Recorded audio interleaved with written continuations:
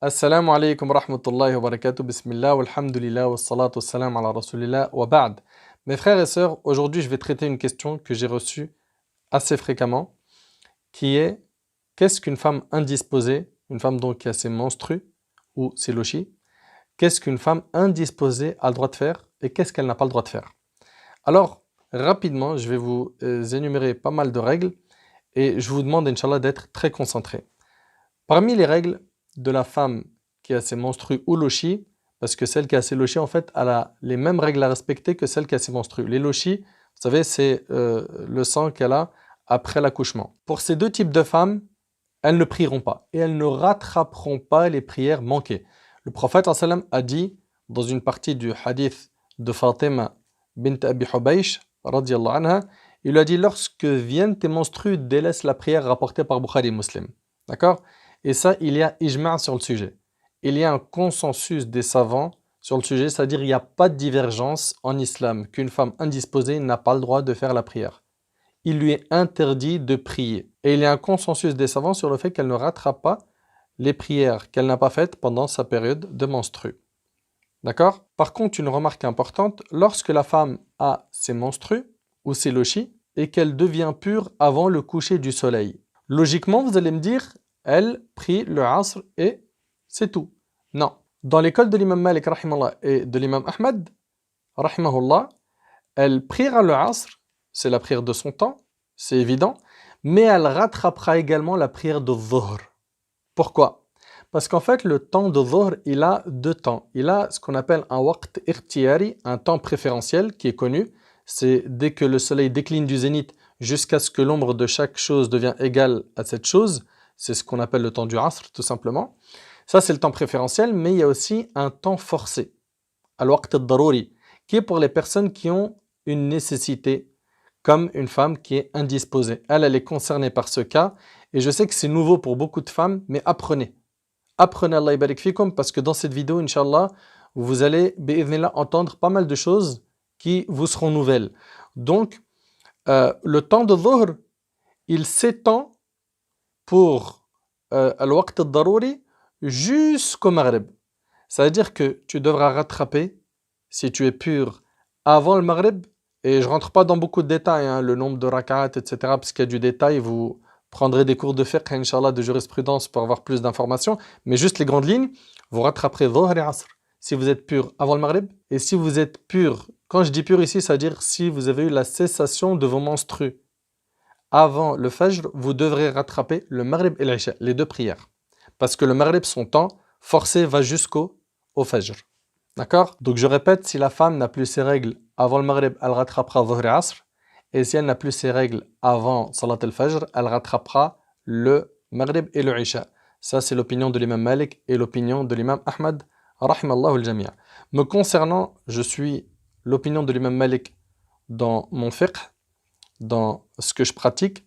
Je vous énoncerai, Inch'Allah, à chaque fois qu'il y a divergence, les avis, bi'idhnillah, dans la mesure du possible. Et sachez-le, en tout cas, me concernant, je suis l'école malikite et j'invite ceux qui ne suivent pas d'école à suivre l'école malikite en France. C'est majoritairement ce qu'on retrouve de par les origines de nos parents. Ensuite, deuxième règle, la femme indisposée n'a pas le droit de jeûner. Et pareil, il y a ijma' sur le sujet, consensus des savants sur ce sujet. Par contre, elle devra rattraper les jours de jeûne manqués à cause de ses menstrues. Et elle ne rattrapera pas par contre les prières manquées.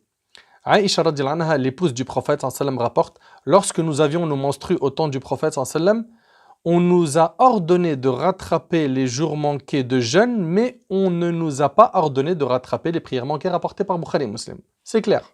Et on rapporte d'Abi Saïd al-Khudri radhiyallahu anhu qu'il a dit que le prophète sallam a dit, n'est-ce pas que la femme qui a ses règles ne prie pas et ne jeûne pas, rapporté par Bukhari Muslim. La femme en état de menstru ne prie pas et elle ne jeûne pas, que ce soit des prières obligatoires ou des prières surrogatoires, et que ce soit un jeûne obligatoire ou un jeûne surrogatoire. Ok? Le prophète sallam nous l'a interdit. Ainsi, si la femme ayant ses menstrues jeûne ou prie durant cette période, son jeûne et sa prière ne seront pas acceptés, car c'est interdit dans notre religion. se rajoute à cela qu'elle aura désobéi à Allah et son prophète sallam. Une petite remarque pour les sœurs. Si les menstrues ou les lochis cessent avant le Fajr, c'est-à-dire qu'avant le Fajr, pendant le mois de Ramadan, elle n'a plus ses règles, elle n'a plus ses lochis. À ce moment-là, elle place l'intention de jeûner, même si elle retarde le ghusl, les grandes ablutions. C'est-à-dire que si elle fait les grandes ablutions juste après l'entrée du subh, c'est pas un problème. L'essentiel, c'est qu'elle ait placé l'intention de jeûner avant le Fajr et qu'elle ait été pure de ses menstrues avant le Fajr. Là, l'histoire, elle est réglée. Elle place l'intention, même si elle retarde le ghusl. Et ça, c'est l'opinion des 4 écoles. Ensuite, une femme indisposée n'a pas le droit de faire le tawaf autour de la Kaaba. Selon Ibn Abbas, le prophète sallallahu alayhi wa sallam a dit: le tawaf de la maison est une prière. Et comme vous le savez, pour la prière, il faut avoir des ablutions, n'est-ce pas? Le tawaf de la maison est une prière, sauf qu'Allah y a permis de parler. On a le droit de parler pendant le tawaf. Et dans certaines versions de certains hadiths, le prophète sallallahu alayhi wa sallam, il a dit: et celui qui parle, qui ne dit que du bien.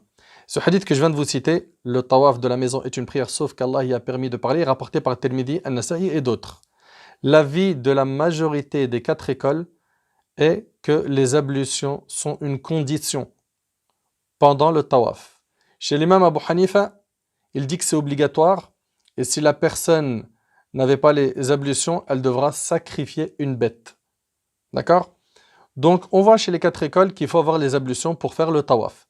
Par contre, si elle est au Hajj, elle aura le droit de faire quoi? D'aller à Mina, sans problème, d'aller à Muzdalifa, d'aller à Arafah, de faire des invocations, de faire du dhikr, de demander pardon à Allah subhanahu wa ta'ala, de prononcer la talbiya. Tout ça se fait sans aucun problème.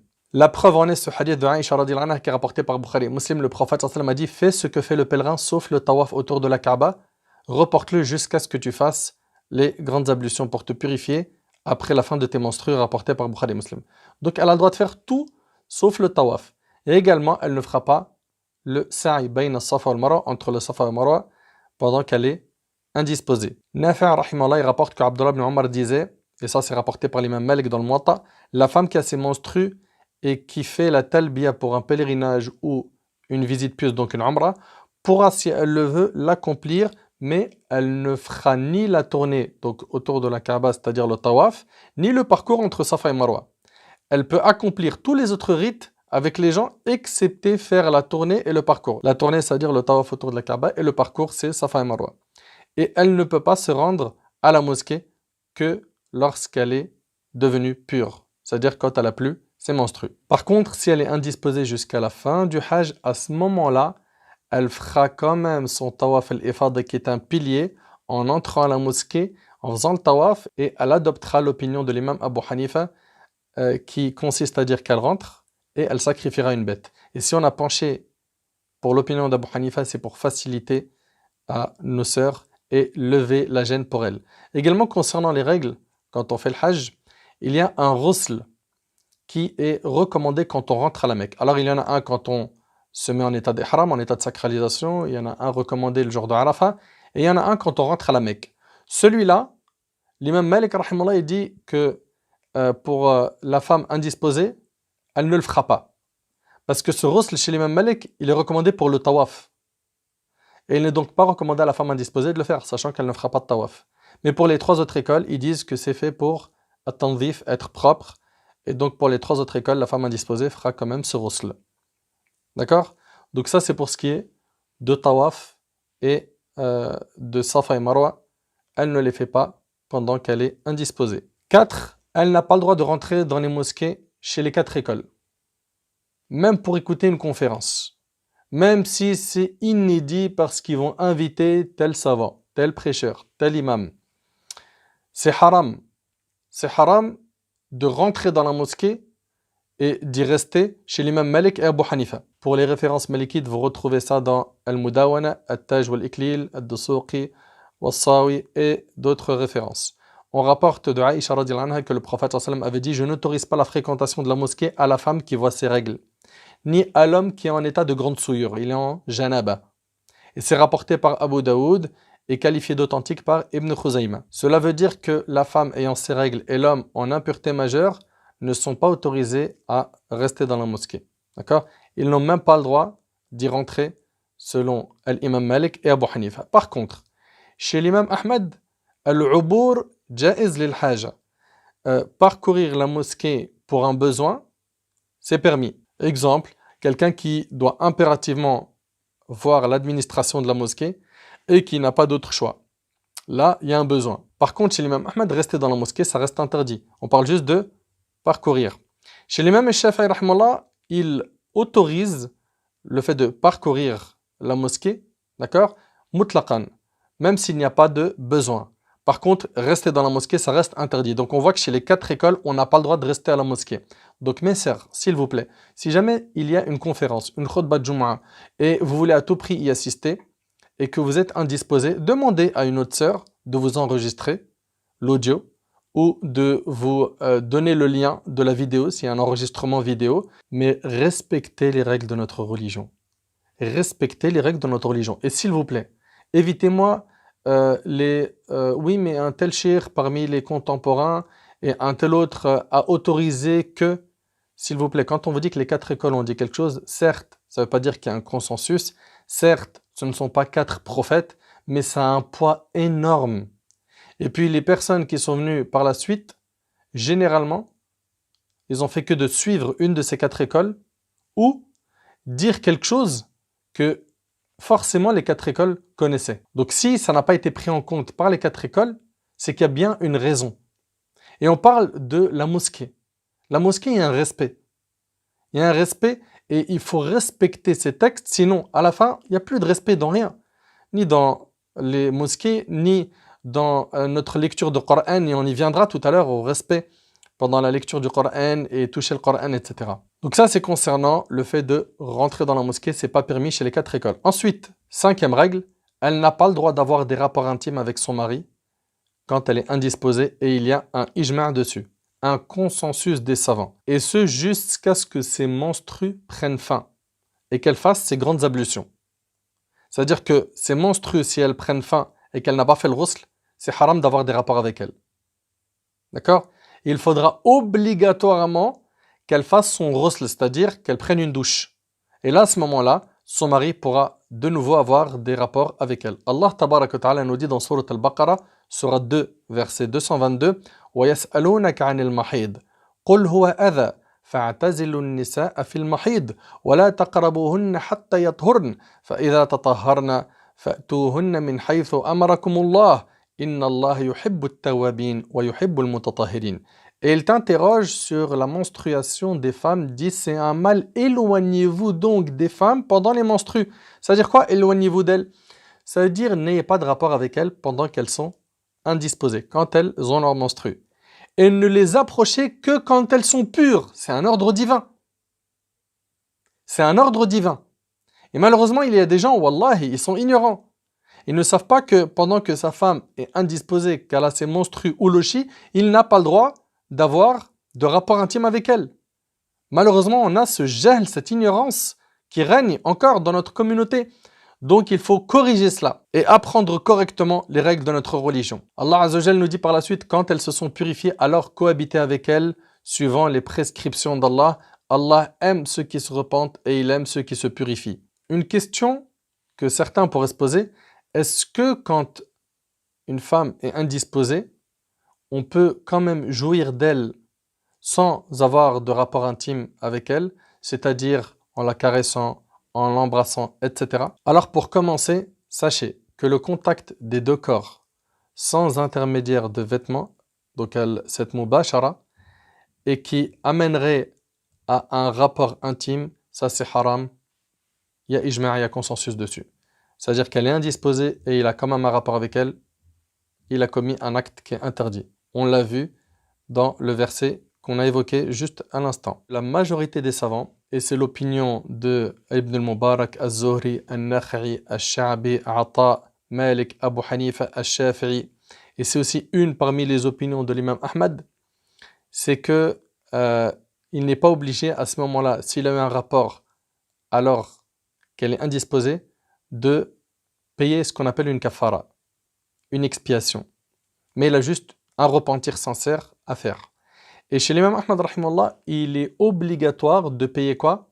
Une kafara, si jamais il a eu un rapport avec elle, intime, avec pénétration, pendant qu'elle était indisposée. On rapporte d'Ibn Abbas radiyallahu anhuma que le prophète sallallahu alayhi wa sallam avait dit à propos de l'homme qui avait eu des rapports avec sa femme en période de menstru, il doit faire l'aumône d'un dinar ou d'un demi-dinar.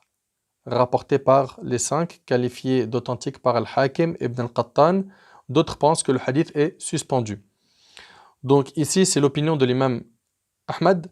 Les autres savants disent qu'il a juste à se repentir pour avoir fait ce péché. Comment se repentir? Il faut qu'il regrette sincèrement du cœur d'avoir eu des rapports pendant qu'elle était indisposée. Également se détacher du péché. 3. Être déterminé à ne plus jamais le refaire. Et ça doit être sincère. Ensuite, est-ce qu'il a le droit d'avoir un contact physique avec elle, avec ce qu'elle a au-dessus du nombril et en dessous des genoux? Ça, c'est autorisé et il y a consensus des savants sur le sujet. Ensuite, a-t-il le droit d'avoir un contact physique avec son épouse en jouissant d'elle de la partie qu'il y a entre ses genoux et son nombril? Là, ici, chez l'imam Ahmad, rahimallah, c'est autorisé. On va voir sa preuve. Et pour l'imam Malik, rahimallah, Abu Hanifa et Al-Shafi'i, c'est haram.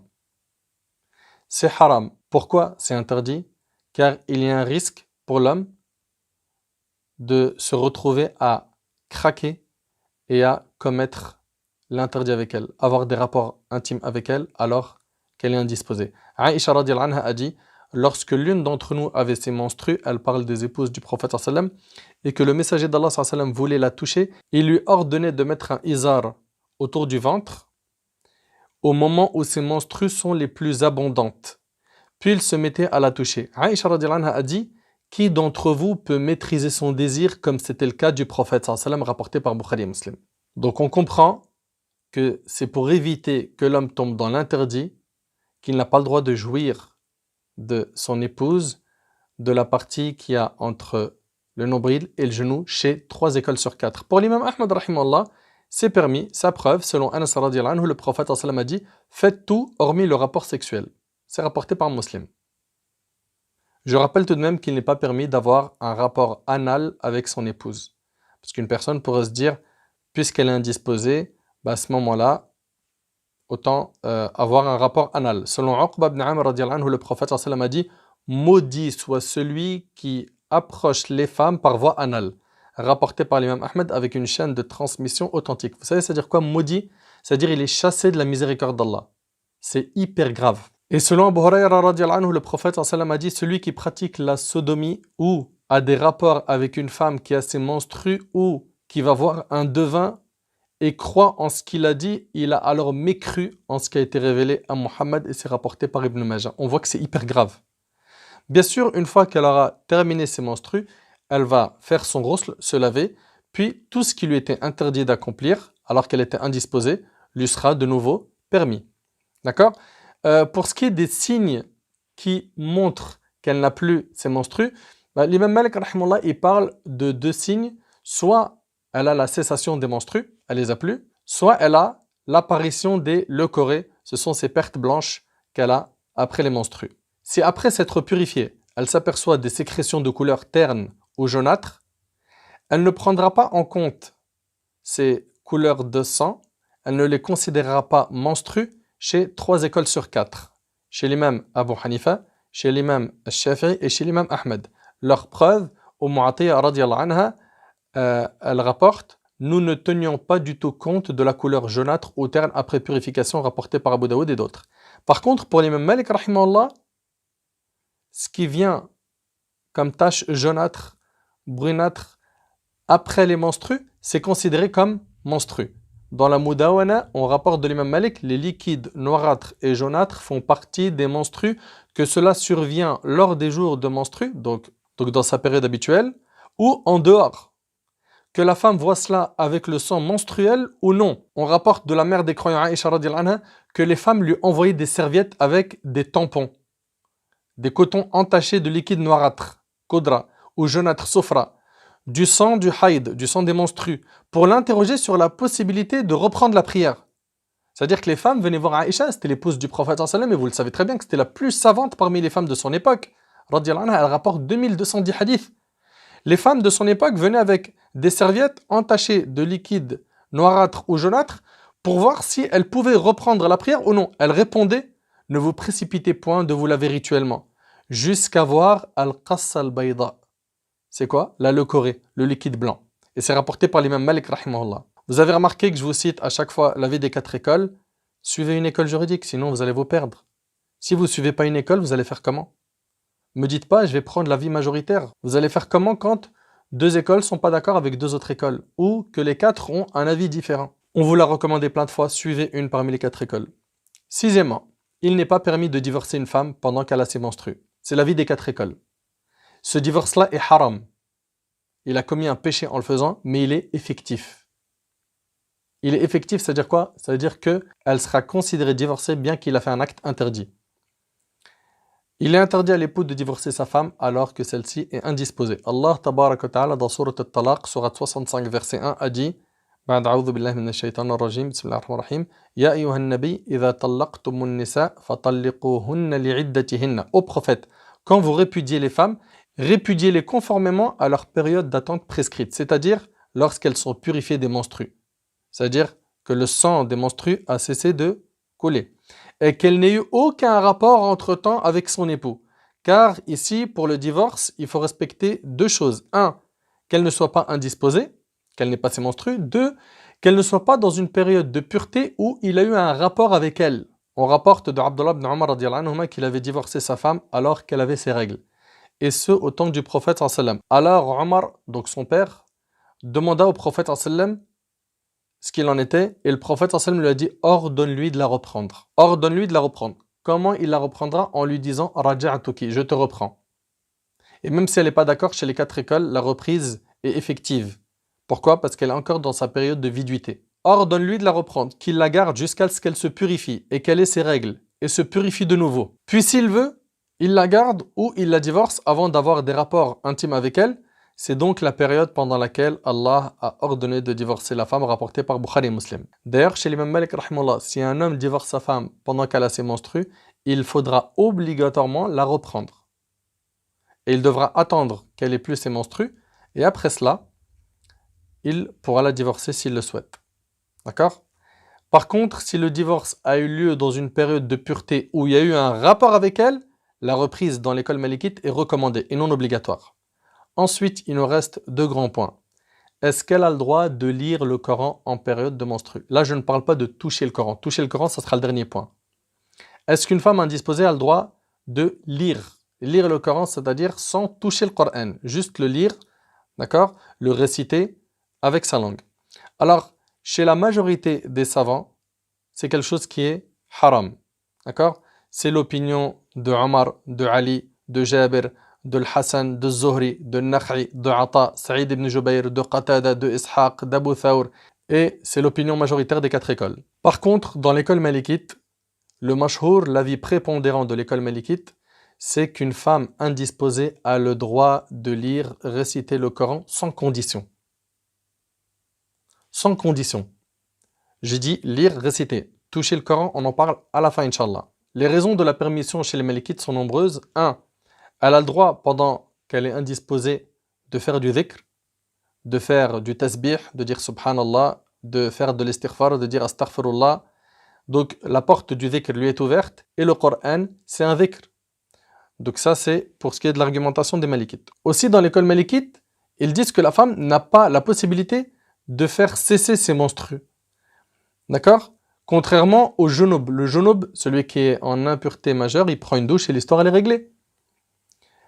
Ils disent également que pour certaines femmes, des fois, la période de menstrues est trop longue. Et là, il y a la crainte qu'elle oublie ce qu'elle a appris du Coran. Également, ils disent que les femmes à l'époque du prophète sallallahu alayhi wa sallam avaient leurs menstrues et on n'a pas de texte clair qui prouve que cela était interdit. Et s'il y avait eu un texte clair, on aurait eu plusieurs hadiths authentiques sur le sujet qui l'interdit.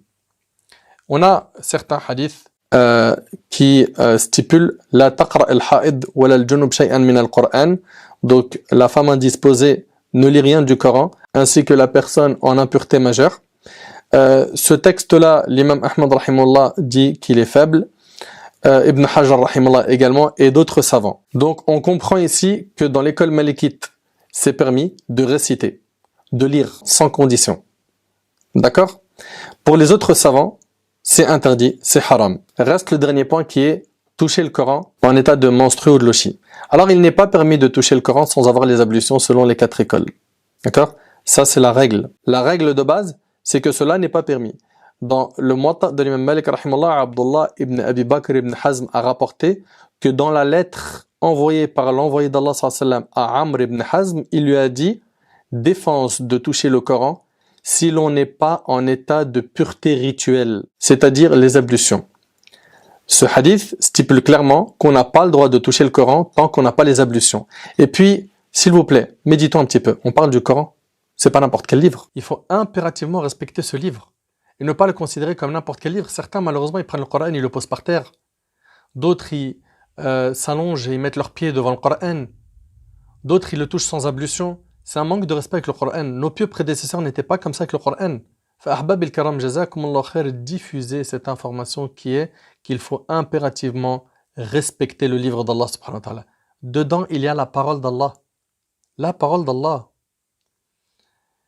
Ibn Abd al-Barr, rahimahullah, il dit أجمع فقهاء الأمصار الذين تدور عليهم الفتوى بأن المصحف لا يمسه إلا الطاهر. Il dit les savants de toutes les contrées, ceux chez qui on prend la fatwa, c'est-à-dire le statut juridique, que le Coran ne doit être touché que par une personne en état d'ablution. Et c'est l'opinion de l'imam Malik, de Shafi'i, d'Abu Hanifa, de l'imam Al-Awza'i, de l'imam Ahmad, d'Ishaq ibn Rahawayh. C'est l'opinion d'Abu Thawr, d'Abi Ubaid. C'est aussi l'opinion de Saad ibn Abi Waqqas parmi les compagnons de Abdullah ibn Umar, de Tawuz, de Hassan, de Sha'bi, de Qasim ibn Muhammad, de Ata. L'imam Ahmad rahimallah concernant le hadith où le prophète alayhi salatu wassalam a dit An la yamassa al-Qur'ana illa tahirun, défense de toucher le Coran si on n'est pas en état de pureté rituelle. Il a dit j'ai bon espoir que ce hadith est authentique et il a dit je ne doute pas. Et il a dit je ne doute pas que le prophète sallam ait écrit cette lettre. Les opinions des savants sont nombreuses à ce sujet.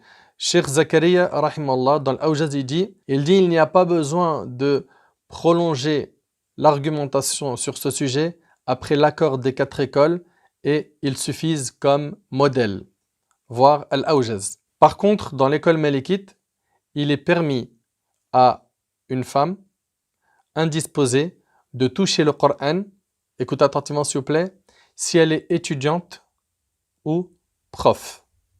D'accord? On retrouve ça dans Hashiyat al-Dusuqi à la Sharh al-Kabir, que si elle est enseignante ou étudiante, elle a le droit de toucher le mushaf. D'accord? Mais vous avez bien vu que l'écrasante majorité des savants disent que c'est haram. Et il y a un respect profond à avoir pour le Coran. Donc s'il vous plaît, jazakumullah khair, même pour ceux qui vont opter pour l'opinion de l'imam Malik rahimahullah, et j'opte pour son opinion, par respect pour cette divergence qui est quand même importante, et il s'agit ici du livre d'Allah subhanahu wa ta'ala, ne donnez pas des Corans en arabe du début à la fin, donc le mushaf, aux femmes indisposées pour qu'elles révisent. Sortez de la divergence, même si c'est permis dans l'école malikite. Donnez-leur un Coran français-arabe, qui d'ailleurs ne s'appelle pas traduction du Coran, on appelle ça plutôt l'interprétation des sens des versets du Coran. D'accord? Donc, donnez-leur un livre en arabe français, c'est permis. Donnez-leur un tafsir, c'est permis. Également, elle a le droit de le lire sur son smartphone, sur sa tablette, sans problème. D'accord? Elle est indisposée, elle peut lire le Coran sur sa tablette, sur son téléphone. Là, au moins, elle n'a pas touché le Coran. C'est permis sans condition dans l'école malikite de toucher le smartphone, le tafsir et le Coran en français arabe. Pour les écoles et les instituts qui n'ont que des Corans en arabe, investissez, achetez-leur des Corans français arabes, sortez de la divergence, Allah barik fikoum. Ne le touchez pas avec un contact direct. Ou à la rigueur avec des gants, comme le préconisent certains savants, ou un autre moyen, mais ne le touchez pas avec un contact direct. Il s'agit de la parole d'Allah et il faut respecter la parole d'Allah. Allah tabaraka wa ta'ala dans Surat Al-Hajj verset 30 a dit وَمَنْ يُعَظِّمْ حُرُمَاتِ اللَّهِ فَهُوَ خَيْرٌ لَهُ عِنْدَ رَبِّهِ. Il a dit Azza wa Jal, voilà, et quiconque prend en haute considération les limites sacrées d'Allah, cela lui sera meilleur auprès de son Seigneur. Et le Coran fait partie de ce qui est très important, de ce qui est à honorer, de ce qui est à valoriser. Reste à voir maintenant qu'est-ce qu'elle a le droit de faire. Parce qu'on vient de voir 8 points qu'elle n'a pas le droit de faire. Maintenant, voyons qu'est-ce qu'elle a le droit de faire. Elle a le droit de faire du dhikr quand elle est indisposée. Évoquer Allah, dire subhanallah, alhamdulillah, la ilaha illallah, Allahu akbar, prier sur le prophète sans aucun problème. D'accord? Rappelez-vous du hadith de Aïcha, quand le prophète sallam dans le Hajj, et c'est rapporté par Bukhari et Muslim, il lui a dit: fais tout ce que fait le pèlerin, sauf le tawaf, jusqu'à ce que tu sois pur. Donc, elle a le droit de faire le dhikr. D'accord? Donc, elle a le droit de faire le dhikr, demander pardon à Allah, de faire des invocations, y compris celles du sommeil, qui contiennent des versets comme Ayat al-Kursi. Elle a le droit également, quand elle parle avec quelqu'un, d'utiliser un verset pour argument, alors qu'elle est indisposée, ce qu'on appelle l'istidlal. Elle a le droit également à ta'awudh, elle a le droit de faire la ruqya pour elle-même et pour quelqu'un d'autre. Et elle va utiliser des versets du Coran alors qu'elle est indisposée, c'est permis. Elle a le droit d'écouter le Coran, sans aucun problème. Le prophète, d'ailleurs, dans le hadith d'Abi Huraira, radiallahu anhu, a dit: celui qui écoute un verset du livre d'Allah, cela lui est inscrit comme une bonne action multipliée. Et celui qui le récite, il sera pour lui une lumière au jour de la résurrection, rapporté par Ahmed. Et on a d'autres hadiths concernant la lecture, la aqul alif lam mim harf, que vous connaissez. Chaque lettre du Coran, c'est 10 bonnes actions. Donc elle a le droit, on a dit, de faire du dhikr, de faire dua, de faire istighfar. Elle a le droit de prendre une douche sans aucun problème, d'appeler à Allah, d'ordonner le bien, d'interdire le mal, d'enseigner la science, d'assister à des rappels tant que ce n'est pas fait dans une mosquée. Elle a le droit de toucher un Coran en français sans aucun problème, contrairement au Coran en arabe du début à la fin. Là, c'est uniquement pour l'étudiante et la prof que l'imam Malik rahimahullah ouvre la porte. Et elle a le droit également de lire des livres de religion. Voilà, mes chères sœurs, en résumé, ce que vous devez connaître concernant ce qui est permis et ce qui ne l'est pas pour une femme indisposée. أسأل الله سبحانه وتعالى أن ينفعني بما قلت وأن ينفعكم بما سمعتم. هذا ما أعلم والله عز وجل أعلى وأعلم. سبحانك اللهم بحمدك أشهد أن لا إله إلا أنت أستغفرك وأتوب إليك. والسلام عليكم ورحمة الله وبركاته.